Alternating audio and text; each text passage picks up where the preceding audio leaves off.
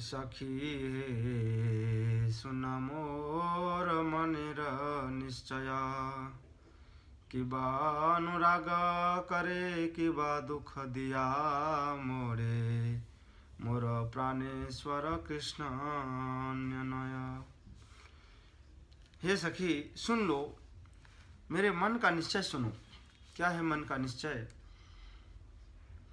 कि चाहे वो मुझे दुख दे, चाहे वो कुछ भी करे, किसी भी परिस्थिति में वो मेरे प्राणनाथ बने ही रहेंगे। वो मोरा प्राणेर कृष्ण, मेरे प्राण के जो ईश्वर है, वो जो मनीष है, मेरे मन के ईश है, अन्य कोई नहीं है, सिर्फ वही है, ब्रजेंद्र नंदन। छारे अन्न नारी गना मोर बस तनु मन मोर सौभाग प्रकट करिया तस बारे देया पीरा आमा सने करे क्रीड़ा से नारी गने दिखाइया। कभी कभी कृष्ण अन्य गोपियों का साथ छोड़ देते हैं और उनका तन तथा मन मेरे द्वारा नियंत्रित होता है। इस तरह वे मेरे सौभाग्य को प्रकट करते हैं और मेरे साथ प्रेमालाप करके अन्यों को पीड़ा पहुंचाते हैं।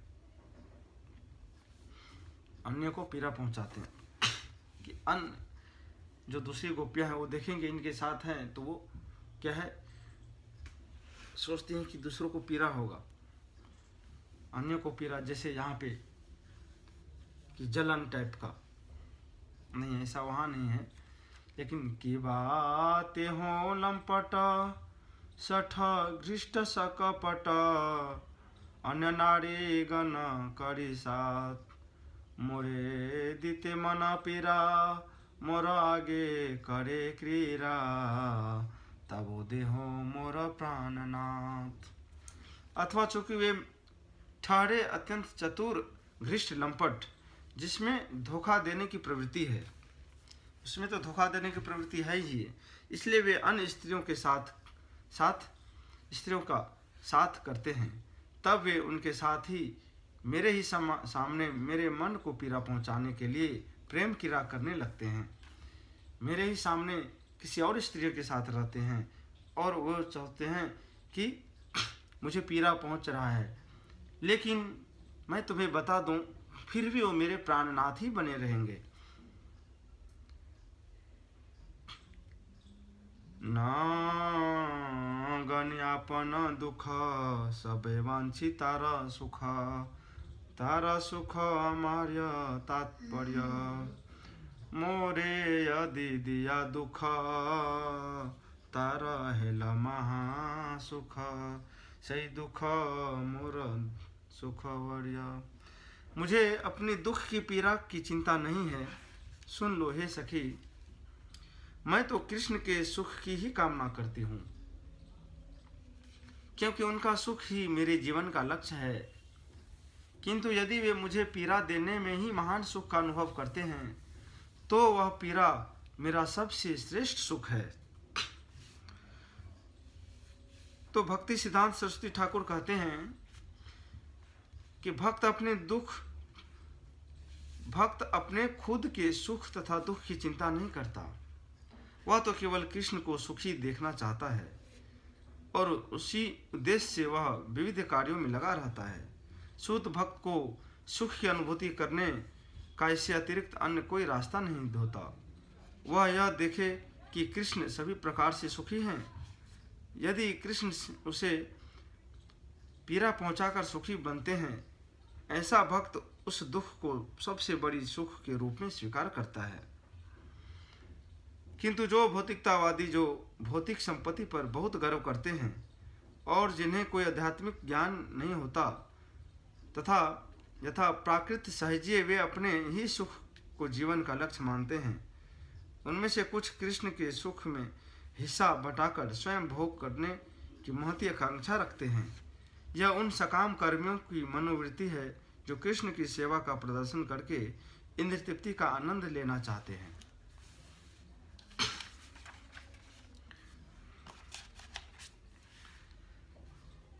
ये नारी रे वांछा कृष्णा तारे रूप सत कृष्णा तारे न पाया या दुखी मुई तारा पाए पड़ी लैया यारा हाथे धरी क्रीड़ा करा तारा करो सुखी।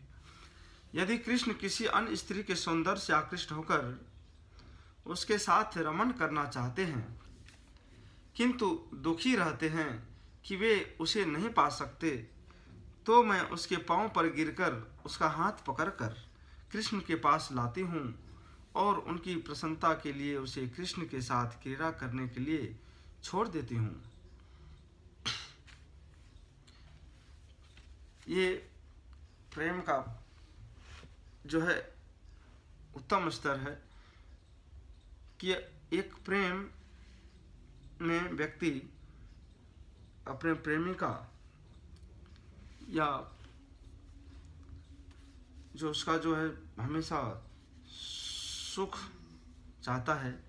कि बड़ा अच्छा एग्जाम्पल है कि यदि कृष्ण किसी अन्य स्त्री के सौंदर्य से आकृष्ट होकर उसके साथ रमन करना चाहते हैं किंतु दुखी रहते हैं, लेकिन वो नहीं जा रहे हैं कि उसे नहीं पा सकते, तो मैं उसके पांव पर गिरकर यानी उस गोपी के पास जाएगी, ये कृष्ण की जो प्रेमिका है, और उसे मना करके उस गोपी को बोलेंगे कि आप चलो, आपके आने से कृष्ण सुखी रहेंगे। तो उसके पांव को पकड़ करके भी प्रार्थना कर करके भी उसको जो है यहाँ लेकर के आएंगी और उसका हाथ पकड़कर कृष्ण के पास लाती हूँ और उनकी प्रसन्नता के लिए उसे कृष्ण के साथ क्रीड़ा करने के लिए छोड़ देती हूँ।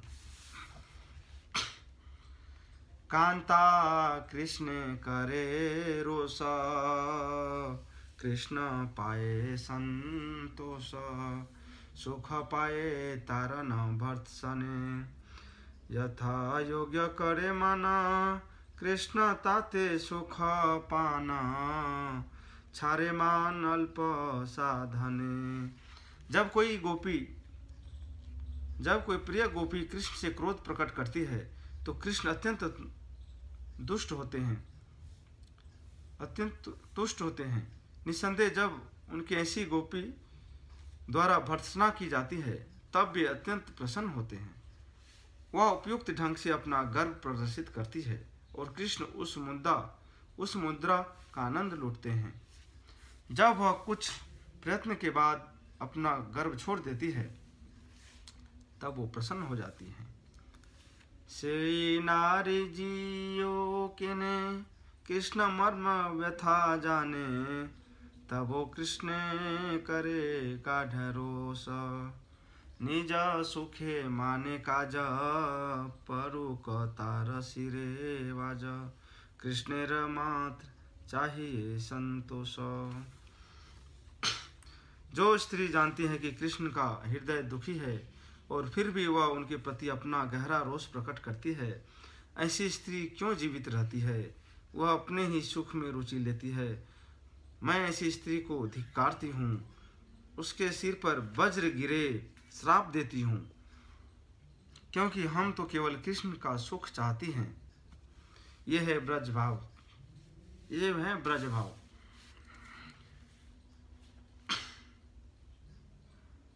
जो भक्त केवल अपनी ही इंद्रिय तृप्ति से तुष्ट होता है वह निश्चय ही कृष्ण सेवा से पतित हो जाता है। भौतिक सुख से आकृष्ट होने के बाद वह प्राकृत सहजियों का साथ कर लेता है जो भक्त माने जाते हैं। ऐसे लोग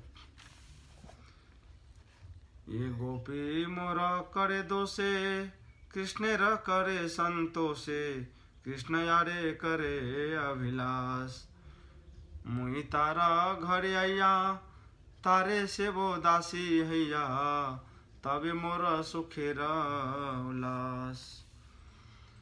यदि मुझसे ईर्ष्या करने वाली कोई गोपी कृष्ण को तुष्ट करती है और कृष्ण उसे चाहने लगते हैं तो मैं उसके घर जाने में नहीं हिचकूंगी और उसकी दासी बन जाऊंगी, क्योंकि तब मेरा सुख जागृत हो उठेगा। कुष्ठी विप्रेर रमणी पतिव्रता शिरोमणि पति लागे कैला वैश्यार सेवा स्तंभिल सूर्यर गति जियाइल मृत पति तुष्ट कैला मुख्य तीन देवा। बहुत सुंदर उदाहरण है कि राधा रानी का प्रेम कृष्ण के प्रति कैसा है।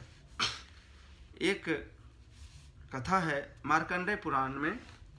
कुष्ठ रोग से पीड़ित ब्राह्मण की पत्नी ने अपने पति को तुष्ट करने के लिए एक वैश्या की सेवा करके अपने आप को सर्वश्रेष्ठ सती के रूप में प्रकट किया।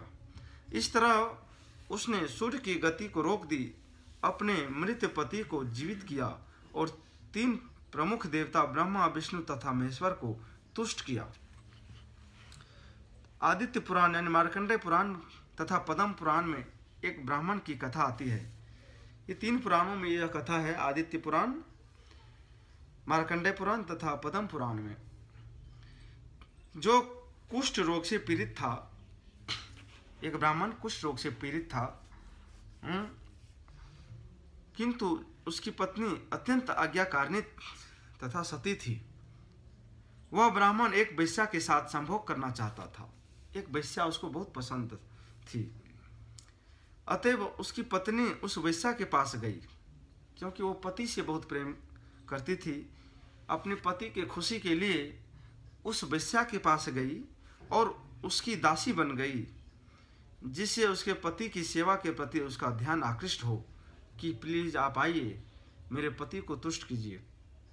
जब वह वैश्या उसके पति के साथ संभोग के लिए तैयार हो गई तो वह सती अपने कोढ़ी पति को उसके पास ले आई। वो चलने के लिए भी योग्य नहीं थे उसके पति, लेकिन वो उसको उठा के, उसकी सती पत्नी जो थी उसको उठा करके उस वैश्या के पास लाती है। जब उस कोढ़ी पापी ब्राह्मण पुत्र ने अपनी पत्नी के सतीत्व को देखा तो उसके पापमय मनोभाव बदल गए। देखे कि मेरी पत्नी इतनी पतिव्रता है, मेरे पति इतना इसका श्रद्धा है, तो उसका भाव बदल गया। किंतु घर आते समय उसका शरीर मार्कंडेय ऋषि के शरीर से स्पर्श कर गया। जब घर वापस आ रहे थे तो यहाँ पे लिखा है मार्कंडेय ऋषि के शरीर से स्पर्श कर गया, जिन्होंने उसे सूर्योदय के साथ मर जाने का शाप दे दिया। बोले ये मार्कंडेय ऋषि के साथ हम लोग ऐसा सोच सकते हैं कि अरे मार्कंडेय ऋषि इतने बड़े ऋषि मुनि हैं और एक ब्राह्मण सिर्फ गलती से टच हो गया, सिर्फ टच होने के बदले उसको मृत्यु का श्राप। वह स्त्री अपने सतीत्व के कारण अत्यंत बलशाली थी, अतः वह जब उसने शाप के विषय में सुना तो उसने सूर्योदय को रोकने का व्रत लिया। अपने पति की सेवा करने के प्रबल निश्चय के कारण तीनों देवता ब्रह्मा विष्णु तथा महेश्वर अत्यंत प्रसन्न हुए और उन्होंने उसे यह वर दिया कि उसका पति स्वस्थ हो जाए और जीवित हो उठे। यह दृष्टांत यहाँ पर इस बात पर बल देने के लिए दिया गया है कि भक्त को केवल कृष्ण की तुष्टि हेतु निजी स्वार्थ के बिना अपने आप को उनकी सेवा में लगाना चाहिए। इससे उसका जीवन सफल हो जाएगा। कृष्ण मोर जीवन, कृष्ण मोर प्राण धन, कृष्ण मोर प्राणेर परान। हृदय उपरे धरो, सेवा करे सुखी करो, यही मोर सदा रहे ध्यान। कृष्ण मेरे प्राण हैं, कृष्ण मेरे जीवन है, कृष्ण मेरे जीवन के धन है। निसंदेह वे मेरे प्राण के भी प्राण है, इसलिए मैं उन्हें सदा अपने हृदय में रखती हूँ और सेवा करके उन्हें प्रसन्न करना चाहती हूँ। इसी पर मेरा निरंतर ध्यान रहता है। मोरा सुख सेवने, कृष्णेर सुख संग में, अतएव देह देर दान। कृष्ण मोरे कांता करी, केहे मोरे प्राणेश्वरी, मोर है दासी अभिमान। मेरा सुख तो कृष्ण की सेवा में है और कृष्ण का सुख मेरे साथ संयोग में है, इसलिए मैं अपना शरीर कृष्ण के चरण कमलों पर दान देती हूँ। वे मुझे अपनी प्रिया के रूप में स्वीकार करके मुझे सर्वाधिक प्रिय प्रिया कहकर पुकारते हैं, तभी मैं अपने आप को उनकी दासी करके मानती हूँ। कांता सेवा सुखा पुरा संगम हेते समुधुर, ताते साक्षी लक्ष्मी ठाकुरानी, नारायण हृदय स्थिति तबु पाद सेवाए मति, सेवा करे दासे अभिमानी। मेरे प्रेमी की सेवा सुख का घर है और प्रेमी के प्रत्यक्ष संयोग की अपेक्षा अधिक मधुर है। इसका प्रमाण लक्ष्मी जी है, क्योंकि वे नारायण के हृदय पर निरंतर रहते हुए भी उनके चरण कमलों की सेवा करना चाहती है, इसलिए वे अपने आप को दासी मानती है और उनकी निरंतर सेवा करती है। ए राधा वचन विशुद्ध प्रेम लक्षण, आस्वादे श्री गौर राय, भावे मन नहे स्थिर, सात्विके व्यापे शरीर, मन देह धरन नयाय। तो श्रीमती राधा रानी की ये कथन श्री चैतन्य महाप्रभु द्वारा आस्वादन किए गए। राधा रानी जो ब्रज लीला में जो आस्वादन करती थी, क्योंकि स्वयं कृष्ण राधा रानी के भाव में श्रीमन चैतन्य महाप्रभु के रूप में प्रकट हुए गौरवर्ण को लेके, और यही सेम वही ये जो प्रेम का स्वाद है वो यहाँ पे जो है वो क्या है, वो भाव प्रकट हो रहा है, वो आस्वादन कर रहे हैं। राधा रानी के कथन, राधा रानी ये बोली है जो भी अभी पीछे, ये भाव राधा रानी का है और ये भाव जो है स्वयं चैतन्य महाप्रभु कृष्ण आस्वादन कर रहे हैं और शुद्ध कृष्ण प्रेम के लक्षणों को प्रदर्शित करते हैं। उस प्रेमावेश में उनका मन अस्थिर रहता है, उनके सारे शरीर में दिव्य प्रेम के विकार व्याप्त हो जाते हैं और वे अपने शरीर तथा मन को धारण नहीं कर पाते थे।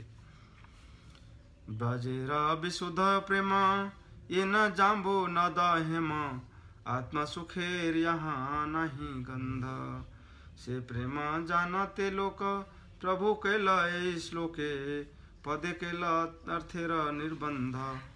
वृंदावन में शुद्ध भक्ति जामू नदी के सुनहले कण के समान है। वृंदावन में निजी इंद्र तृप्ति का रंच मात्र भी अस्तित्व नहीं है। ऐसे ही शुद्ध प्रेम को इस भौतिक जगत में विज्ञापित करने हेतु श्री चैतन्य महाप्रभु ने पिछला श्लोक लिखा है और उसकी व्याख्या की गई है। यहाँ जिस श्लोक का उल्लेख किया गया है श्लोक 47 है, जो कि शिक्षाष्टकम का 8वां श्लोक है। जितना भी श्लोक अभी हम ये पढ़ रहे हैं, इस श्लोक है वो शिक्षाष्टकम का जो अंतिम श्लोक है, मारी वो राखी वो आश्लिष्य वा पादरताम पिनष्टुमाम, अदर्शनाम मर्मताम करोति वाम, यथा तथा वा विदधातु लंपटो, मत प्राणनाथस्तु सैव नापरः। इस श्लोक को समझाने के लिए, इस श्लोक के भाव को समझने के लिए ये राधा रानी के भाव को प्रकट किया गया। चैतन्य महाप्रभु खुद बोल रहे हैं, ए माता महाप्रभुर भावाविष्ट हैया। इस तरह से श्री चैतन्य महाप्रभु भावाविष्ट हुए। प्रलाप करिला तत तत श्लोक पढ़िया, और प्रलाप करते हुए उन्मत्त की तरह बोलकर उपयुक्त श्लोक और भी श्लोक बोलते रहे। पूर्वे अष्ट श्लोक करे लोके शिक्षा दिला, से अष्ट श्लोकेर अर्थ अपने स्वादिला। तो महाप्रभु ने पहले इन 8 श्लोकों की रचना सामान्य जनों की शिक्षा देने के लिए की थी। अब उन्होंने स्वयं इन श्लोकों के अर्थ का आस्वादन किया, जिन्हें शिक्षाष्ट कहा जाता है। श्रीमन चैतन्य महाप्रभु 8 श्लोक बोल के गए और ये 8 श्लोक अपने आप में पर्याप्त है, भक्ति के सारे अंग को प्रस्तुत करते हैं। प्रभुर शिक्षाष्ट का श्लोक यही परे सुने, कृष्ण प्रेम भक्ति तार बड़े दीने दीने। यदि कोई व्यक्ति श्री चैतन्य महाप्रभु द्वारा लिखित इन शिक्षाष्ट श्लोकों को सुनता या सुनाता है तो कृष्ण के प्रति उसका प्रेम वेश तथा भक्ति दिन प्रतिदिन बढ़ते जाते हैं। यद्यपि ही प्रभुर कोटि समुद्र गंभीर, यद्यपि श्री चैतन्य महाप्रभु करोड़ों समुद्र के समान गहन तथा गंभीर हैं, किंतु नाना भावा चंद्रोदय है न स्थिर, किंतु जब उनके विविध भावों का चंद्रमा उदय होता है तब वे अस्थिर हो जाते हैं।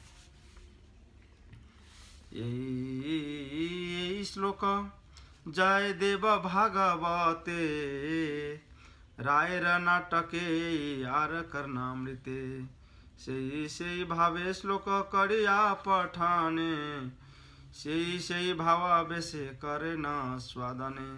जब श्री चैतन्य महाप्रभु जयदेव कृत गीत गोविंद, श्रीमद् भागवत, रामानंद राय कृत जगन्नाथ वल्लभ नाटक तथा बिल्व मंगल ठाकुर कृत कृष्ण कर्णामृत के श्लोक पढ़ते, तब वे उन श्लोकों के भावों से अभिभूत हो उठते। इस तरह वे उनके तात्पर्यों का आस्वादन करते थे। द्वादश वत्सर छे दशरात्रि देने, श्री चैतन्य महाप्रभु 12 वर्षों तक रात दिन ऐसी अवस्था में रहे। उन्होंने अपने दोनों मित्रों के साथ उन श्लोकों का अर्थ का आस्वादन किया। कृष्ण रसास्वादे द्वे बंधु सने, से सब लीला रस अपने अनंत, शास्त्र वदने वर्णी नहीं पायंत। 1000 मुखों वाले अनंत देव भी श्री चैतन्य महाप्रभु की लीलाओं के दिव्य आनंद का वर्णन करते हुए अंत नहीं पाते, फिर हम क्या चीज है। जीव शुद्र बुद्धि को न ताहा पारे वर्णीते, तारेक का ना स्पर्शी अपना शोधिते। तो भला एक समान जीव अपनी शुद्र बुद्धि द्वारा किस तरह ऐसी लीलाओं का वर्णन कर सकता है। फिर भी मैं अपने आप को शुद्ध करने के लिए उनके एक कण को छूने का प्रयास कर रहा हूँ। कृष्णदास कविराज गोस्वामी बोल रहे हैं। यथा चेष्टा प्रत्ययत प्रलाप नहीं परावार, सही सब वर्णिते ग्रंथ है सो विस्तार। श्री चैतन्य महाप्रभु के कार्यकलापों तथा उनके उन्माद के शब्दों की कोई सीमा नहीं है, इसलिए उन शब्दों का वर्णन करने से इस ग्रंथ का कलेवर बहुत अधिक बढ़ जाएगा। बता रहे हैं बहुत बढ़ जाएगा, इसलिए ज़्यादा हम नहीं बोलेंगे।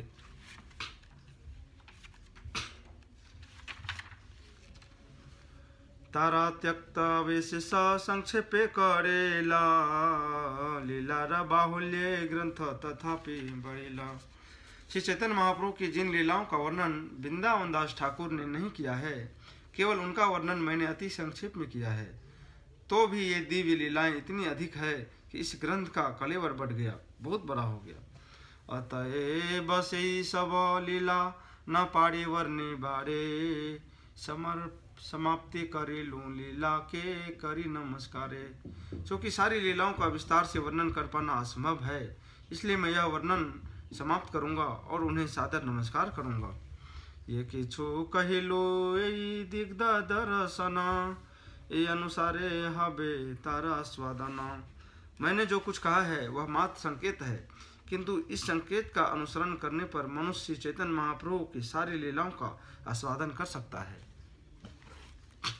प्रभुर गंभीर लीला न पारी बुझीते, बुद्धि प्रवेश नहीं ताते न पारी वर्णिते। श्री चैतन्य महाप्रभु की अत्यंत गंभीर तथा अर्थपूर्ण लीलाओं को नहीं समझ सकता, मेरी बुद्धि उनमें प्रवेश नहीं कर सकती, इसलिए मैं उनका उचित रीति से वर्णन नहीं कर सका। सब श्रोता वैष्णवेरा वंदियाचाराना, चैतन्य चरिता वर्णन कैलु समापना। श्री कृष्णदास कविराज गोस्वामी बता रहे हैं, सब श्रोता, जितने भी श्रोतागण हैं, सुनने वाले, जितने भी वैष्णव है, सबके चरणों में मैं वंदना करता हूँ कि चैतन्य चरितामृत वर्णन मैं समाप्त कर रहा हूँ।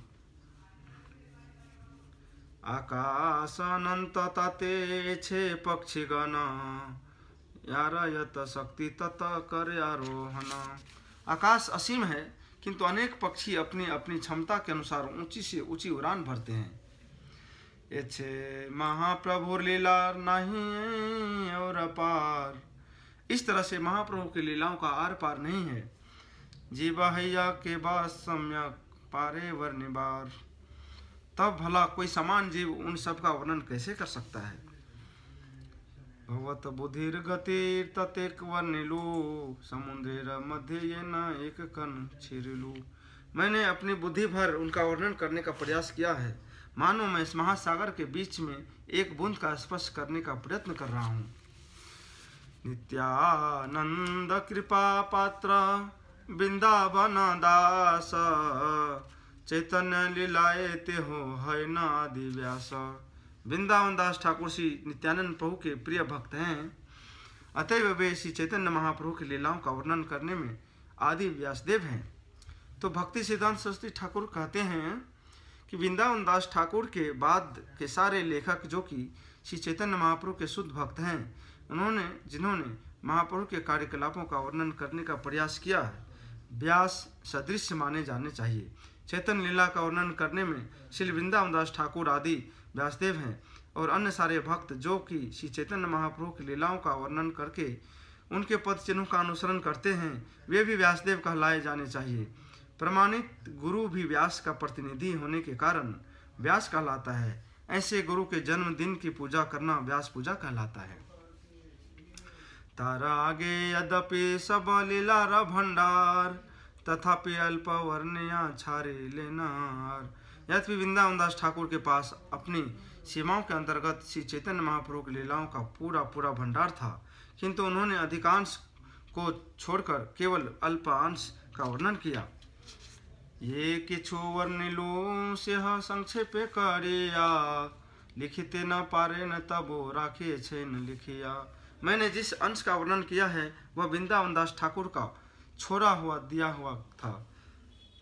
दिया गया था, किंतु इन्होंने इन लीलाओं का वर्णन न करने पर भी हमें एक सारांश प्रदान किया। चैतन्य मंगले ते हो लिखिया छे स्थाने स्थाने से बचन सुनो से परम प्रमाणे। उन्होंने चैतन्य मंगल यानी चैतन्य भागवत नामक अपनी पुस्तक में अनेक स्थानों पर इन लीलाओं का वर्णन किया है। मैं अपने पाठकों से अनुरोध करता हूँ कि वे इस पुस्तक को सुने, क्योंकि यह सर्वश्रेष्ठ प्रमाण है। संक्षेपे कहिलूँ विस्तार न आए कथने विस्तारे वेद व्यास करिब वर्णने। मैंने बहुत ही संक्षेप में लीलाओं का वर्णन किया है, क्योंकि उनका पूरी तरह से वर्णन कर पाना मेरे लिए असंभव है, किंतु भविष्य में वेद व्यास उनका विस्तार से वर्णन करेंगे। चैतन्य मंगले यहाँ लिखिया छे स्थाने स्थाने सत्य कहे नागे व्यास करिब वर्णने। चैतन्य मंगल में श्री वृंदावन दास ठाकुर ने अनेक स्थानों पर यह यथार्थ सत्य लिखा है कि भविष्य में व्यासदेव इनका विस्तार से वर्णन करेंगे। तात्पर्य आगे व्यास करिब वर्णने कथन चैतन्य भागवत के एक श्लोक आदि खंड अध्याय एक श्लोक 180 जैसा है, जिसमें वृंदावन दास ठाकुर कहते हैं शेष खंडे चैतन्य अनंत विलास विस्तार्य वर्णित आछेन वेद व्यास। श्री चैतन्य महाप्रभु की अनंत लीलाओं का वर्णन भविष्य में वेद व्यास द्वारा किया जाएगा। श्री भक्ति सिद्धांत सरस्वती ठाकुर कहते हैं कि ये कथन यह सूचित करते हैं कि भविष्य में व्यासदेव के अन्य प्रतिनिधि भगवान चैतन्य की लीलाओं का विस्तार से वर्णन करेंगे। तात्पर्य यह है कि गुरु शिष्य परंपरा में कोई शुद्ध भक्त जो श्री चैतन्य महाप्रभु की लीलाओं का वर्णन करता है वह व्यासदेव का प्रतिनिधि समझा जाता है। चैतन्य लीलामृत सिंधु दुग्धब्धि समान तृष्णा रूप झाड़ी भरी तेहु कैलापान। श्री चैतन्य महाप्रभु की अमृतमय लीलाओं का महासागर क्षीर सागर के समान है। वृंदावन दास ठाकुर ने अपनी तृष्णा के अनुसार अपनी झाड़ी यानी पात्र भरी उस सागर से पान किया। वृंदावन दास ठाकुर ने जो भी दुग्ध उचिष्ट रूप में मेरे लिए छोड़ा गया है वह मेरा पेट भरने के लिए पर्याप्त है। मेरी तृष्णा पूरी तरह से बुझ गई है। आमी अति सुद्र जीवा पक्षी रंगा दुनी छे तृष्णाया पिए समुद्रेर पानी तेछे आमी एक कना शिरोले लीलार यही दृष्टान्ते जानी है प्रभुर लीलार विस्तार। मैं छोटी लाल चोंच वाले पक्षी की तरह एक नग्न जीव हूँ। जिस तरह यह पक्षी अपनी तृष्णा बुझाने के लिए समुद्र का जल पीता है, उसी तरह मैंने श्री चैतन्य महाप्रभु की लीलाओं के समुद्र में से केवल एक बूंद का स्पर्श किया है। इस उदाहरण से आप सब समझ सकते हैं कि श्री चैतन्य महाप्रभु की लीलाएं कितनी अपार व विस्तीर्ण है। आमी लिखी यही मिथ्या करी अनुमान, हमारा शरीर काष्ठ पोतिल समान। मैं यह निष्कर्ष निकालूं कि मैंने लिखा है तो यह गलत ज्ञान है, क्योंकि मेरा शरीर कठपुतली के समान है। इतने शुद्ध भक्त कृष्णदास के विराज गोस्वामी वो ऐसे लिख रहे हैं। वृद्धा जार तुरा में अंधा बधिरा, हस्ता हाले मनोबुधिर नहीं मोर स्थिरा। मैं वृद्ध हो गया हूँ और असामर्थ्य से सताया हुआ हूँ। मैं लगभग अंधा तथा बहरा हूँ। मेरे हाथ कांपते हैं और मेरे मन तथा बुद्धि अस्थिर है।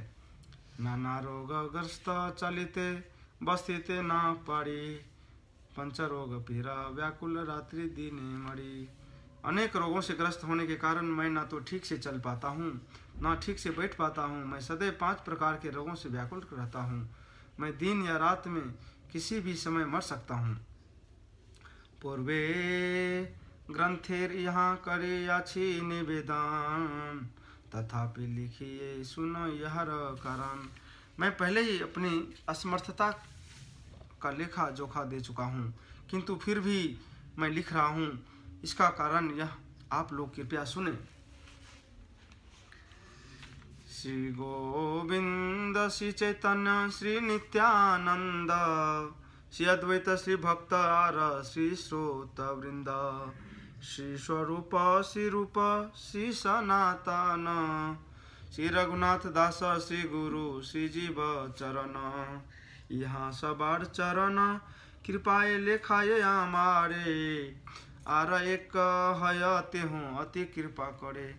मैं यह ग्रंथ श्री गोविंद देव, श्री चैतन्य महाप्रभु, भगवान नित्यानंद, श्री अद्वैत आचार्य, अन्य भक्तगण तथा इस ग्रंथ के पाठकगण एवं श्री स्वरूप दामोदर गोस्वामी, श्री रूप गोस्वामी, श्री सनातन गोस्वामी, अपने गुरु के श्री रघुनाथ दास गोस्वामी तथा श्री जीव गोस्वामी के चरण कमलों की कृपा से लिखा रहा हूँ। एक अन्य परम पुरुष ने भी मुझ पर विशेष कृपा की है। श्री मदन गोपाल मोरे लेखाए आज्ञा करी, कहते ना युआए तबो रहते न पारी। वृंदावन के श्री मदन मोहन आचार्य विग्रह ने मुझे आदेश दिया, जिसके कारण मैं यह ग्रंथ लिखने को बाध्य हुआ। यद्यपि उसको प्रकट नहीं करना चाहिए था, किंतु मैंने प्रकट कर रहा हूँ, क्योंकि मैं मौन नहीं रह सकता। यदि मैं इस बात को प्रकट न करता तो मैं भगवान के प्रति अकृतज्ञता का दोषी होता। इसलिए हे पाठकों, आप लोग मुझे अधिक गर्वित मानकर मुझ पर रुष्ट न हो।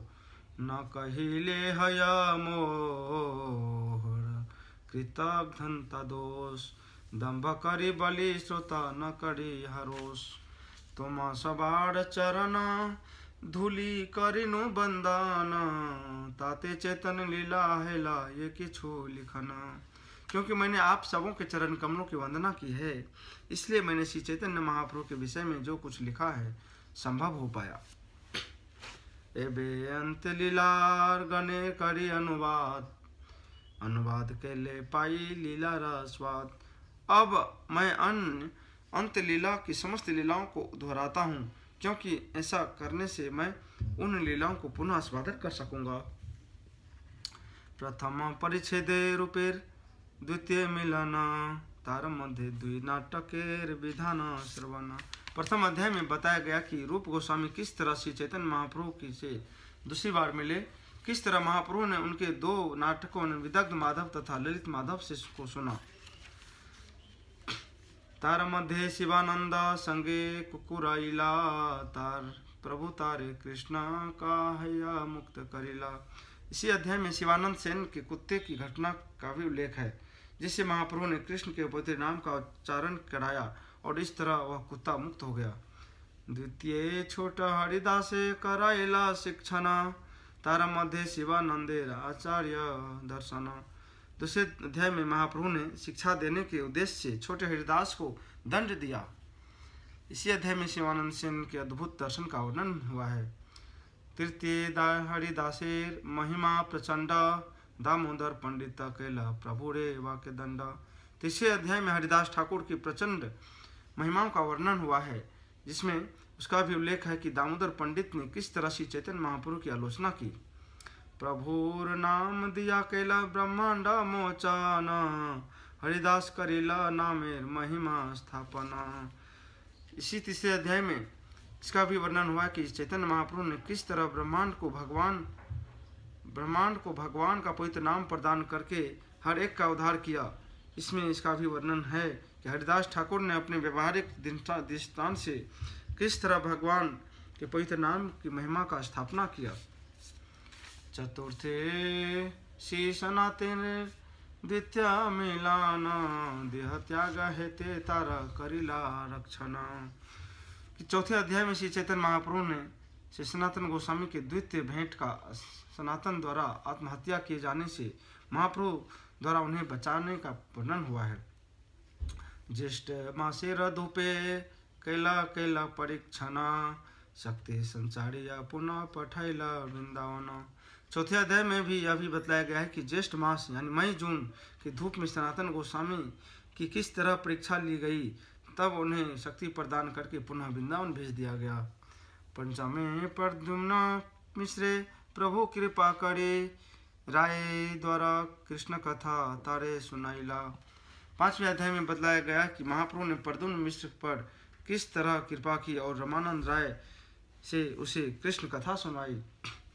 तारा मध्य बंगाला कबीर नाटक उपेक्षणा, स्वरूप गोसाई केला विग्रह रे महिमा स्थापना। इसी अध्याय में यह भी वर्णन हुआ है कि स्वरूप दामोदर गोस्वामी ने एक बंगाली कवि के नाटक को अस्वीकार करके किस तरह अर्थ विग्रह की महिमा की स्थापना की है। षष्ठे रघुनाथ दास प्रभु रे में लीला, नित्यानंद आज्ञा चिरा महोत्सव कैला। छठे अध्याय में रघुनाथ दास गोस्वामी की चैतन्य महाप्रभु से भेंट का तथा नित्यानंद प्रभु के आदेश पर चिवरा उत्सव संपन्न किए जाने का वर्णन हुआ है। इस अध्याय में भी बतलाया गया है कि महाप्रभु ने किस तरह रघुनाथ दास गोस्वामी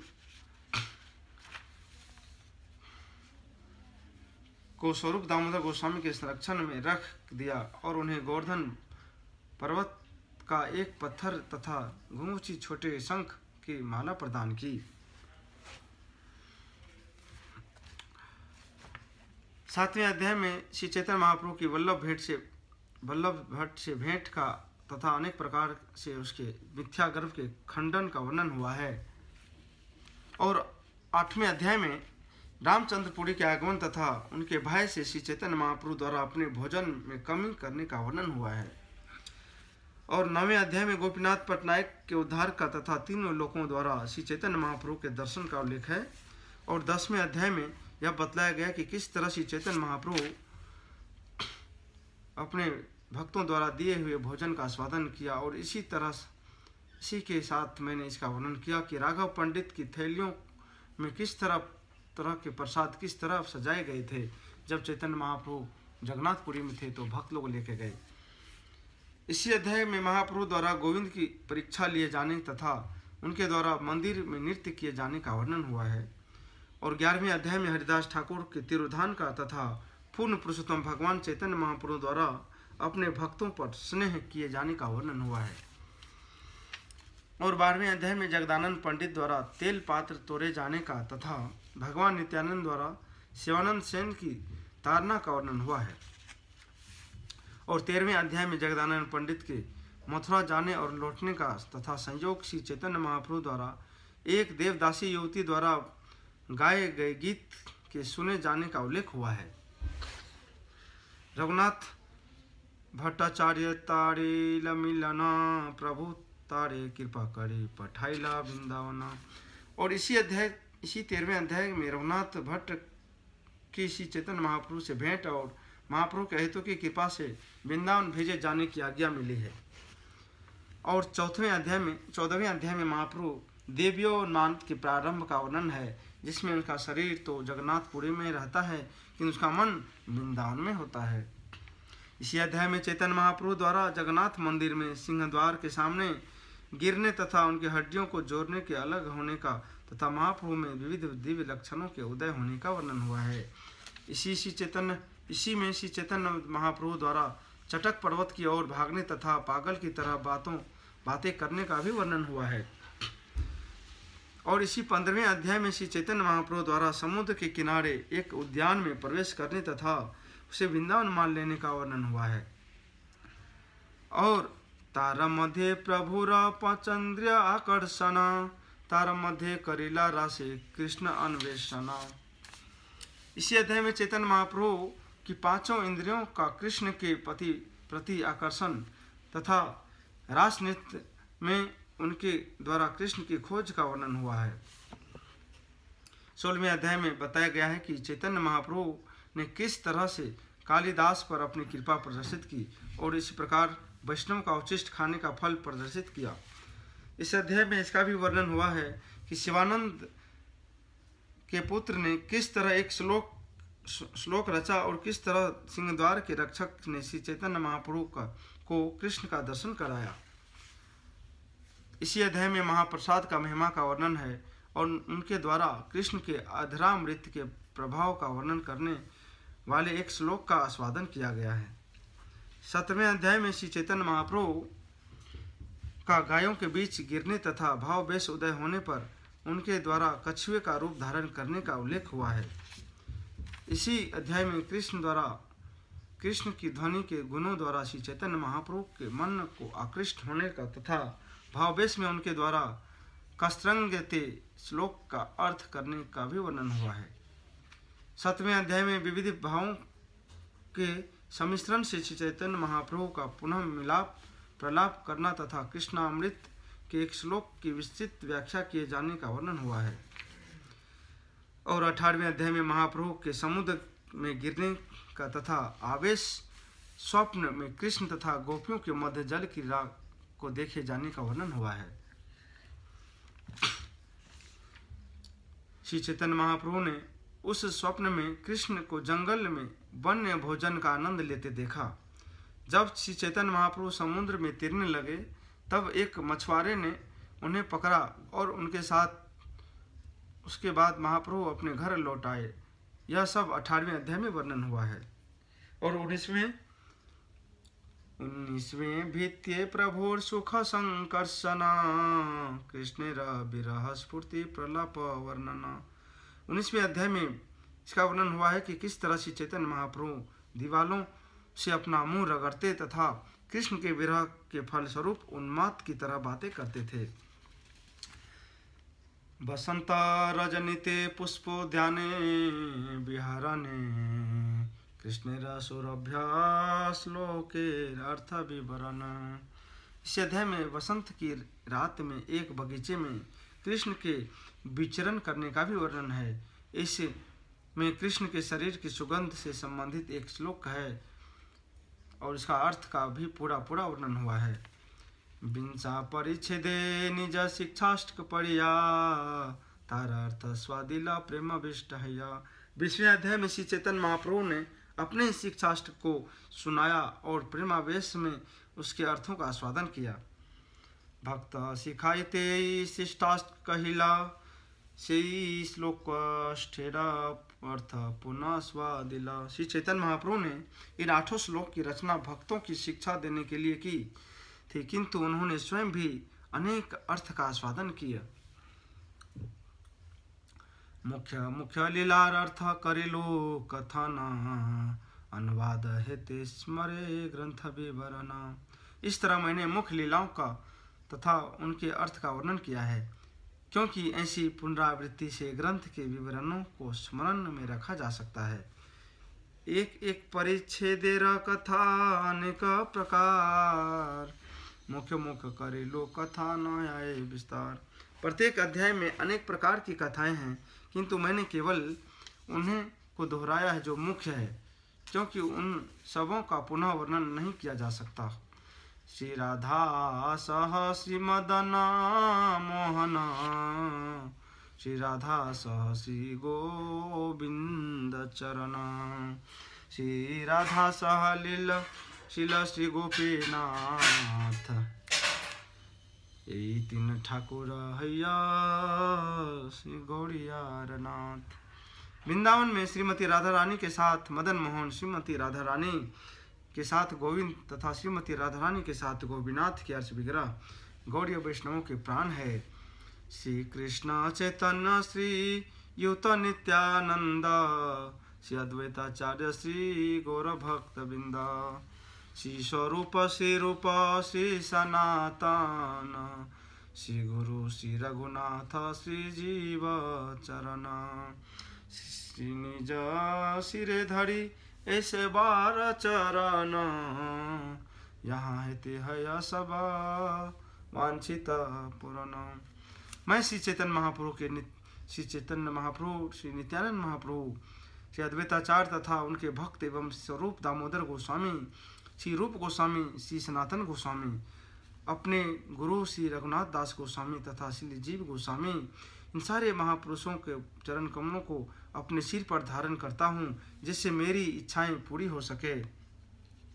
श्री रघुनाथ दास गोस्वामी कृष्णदास के विराज गोस्वामी के शिक्षा गुरु थे, इसलिए श्री गुरु के रूप में उसका वर्णन हुआ है। सबार चरण कृपा गुरु उपाध्याय, मोरा बानी शिष्या तारे बहुत नचारा। उनके चरण कमलों की कृपा ही मेरा गुरु है और मेरे शब्द मेरे शिष्यों के रूप में है, जिन्हें मैंने अनेक प्रकार से नचाया है। उपाध्याय का उपाध्याय इसका धोतक है, जो पास जाने पर शिक्षा देता है। उपेत्य अधीयते अस्मात्, मनु संहिता में कहा गया है, एक देशम तु वेदस्य वेदांगन्यापि वा पुनः योध्याप्यति वृत्त्यर्थम उपाध्यस्य उच्यते। जो व्यक्ति अन्यों को वेद या वेदांग की शिक्षा देता है वह उपाध्याय कहलाता है। कला सिखाने वाले को उपाध्याय कहते हैं। शिष्य श्रम देखी गुरु नाचा न राखेला, कृपा न नचाए बानी बसिया रहिला। शिष्यों की थकान देखकर गुरु ने उन्हें नाचना बंद करा दिया, और चूंकि वह कृपा अब उन्हें आगे नहीं नचा सकती, इसलिए मेरे शब्द मौन होकर बैठे रहे हैं। अनि पुनवाने अपने नाचिते न जाने, अत नचाइला नाची करिला विश्रामे। मेरे अनुभवहीन शब्द अपने आप से नाचना नहीं जानते। गुरु की कृपा ने यथासंभव उन्हें नचाया, और अब नाच चुकने के बाद उन्होंने विश्राम ले लिया है। सब श्रोता गणेरा करी चरण बंदन, या सबार चरण कृपा सुभिर करन। अब मैं अपने समस्त पाठकों के चरण कमलों की वंदना करता हूँ, क्योंकि उन सबों के चरण कमलों की कृपा से सर्व सौभाग्य का उदय होता है। चैतन्य चरितामृत जय जन सोने, तारा चरण धुआ करो मुँह पाने। यदि कोई व्यक्ति श्री चैतन्य चरितामृत में वर्णित श्री चैतन्य महाप्रभु की लीलाओं को सुनता है, मैं तो उसके चरण कमल धोकर उस जल का पान करता हूँ। कृष्णदास कविराज गोस्वामी का भाव है। श्रोतारा पदारेनु करो मस्तक भूषण, तुम्हारा यही अमृत पिले सफल है लश्रमा। मैं अपने श्रोताओं के चरण कमलों की धूल से अपने सिर को अलंकृत करता हूँ। चूँकि आप सब इस अमृत का पान कर चुके हैं, इसलिए मेरा परिश्रम सफल है। श्री रूप रघुनाथ पदे जारास, चैतन्य चरितामृत कहे कृष्णदास। श्री रूप तथा रघुनाथ के चरण कमलों की वंदना करते हुए तथा सदैव उनकी कृपा की कामना करते हुए उनके चरण चिन्हों पर चलकर मैं कृष्णदास श्री चैतन्य चरितामृत का वर्णन कर रहा हूँ। चरितामृतमितशिल चैतन्य विष्णु, शुभदम शुभनाशी श्रद्धया स्वादयतयः, तदमलपदपद्मे भृङ्गतो मेत्य स्वयं रसयति रसमुच्ये प्रेमामद्भिकपुरम् चरितमृतमेदखिलचैतन्य विष्णु सुबदं शुभं नासी सद्या स्वदेयः तदमलपदपद्मो भृङ्गतमेत्य सोऽयं रसयति रसमुच्ये